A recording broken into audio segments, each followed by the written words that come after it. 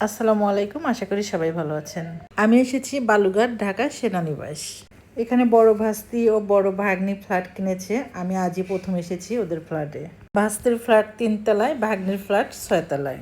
আসার আরেকটা উদ্দেশ্য ছিল, সেটা হলো আমার ছেলের বউকে দাওয়াত করেছিল, যেহেতু নতুন বউ এই প্রথম আসলো। এই খাওয়া দাওয়া আনন্দ সবকিছুই ওকে ঘিরে। লেবু শশা কাটছে আমার সেজো ভাসুরের ছোট মেয়ে রিকি। শশা আর লেবুগুলো অনেক টাটকা ছিল, আর অনেক যত্ন করে রিকি লেবু আর শশাগুলো কেটেছে।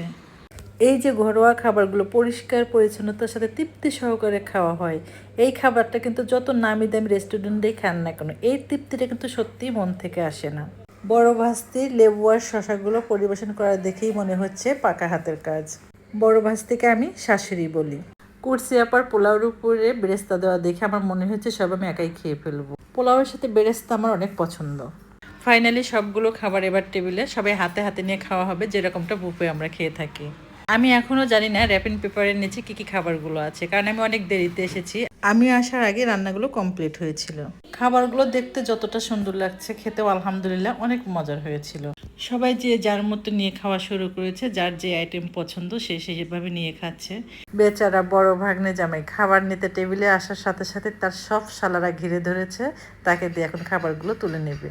আমার শ্বশুরবাড়ি একদিন ছিল 91 পরিবার, প্রাণ ভরা অধ্যায়। সকালে একসাথে ঘুম ভাঙা, বিকেলে চায়ের আড্ডা, রাতের গল্প, সব মিলিয়ে যেন এক ছায়া ঘেরা ভালোবাসার সংসার। কিন্তু সময়ের টানে, বাস্তবতার ডাকে এক একজন ছুটে গেছে এক এক দিকে। জীবনের চাহিদা, দায়িত্ব, স্বপ্ন সব মিলিয়ে আজ আমরা আলাদা ছাদের নিচে।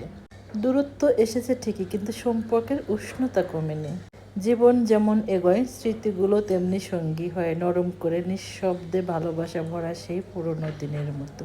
দিনের শুরু থেকে শেষ পর্যন্ত একটাই চাওয়া, যে যেখানে আছি বা আছেন, আল্লাহ তাআলা যেন আমার পরিবারের সবাইকে ভালো রাখেন। আমরা বাঙালি, খাবার শেষে মিষ্টি থাকবে না এটা তো হতে পারে না। মিষ্টি, দই আর রসগোল্লা।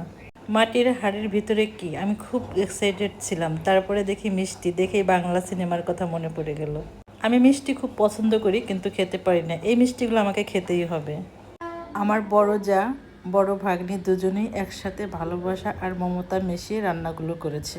ওনাদের হাতের ছোঁয়ায় প্রতিটি খাবারই হয়েছিল যেন অমৃত। এজন্য শুধু খাবার নয়, ভালোবাসায় ভরা নিঃশব্দ এক উৎসব।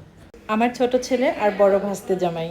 আজ এ পর্যন্তই, আবারও দেখা হবে অন্যভাবে অন্য কোনো ভিডিওতে। আল্লাহ হাফেজ।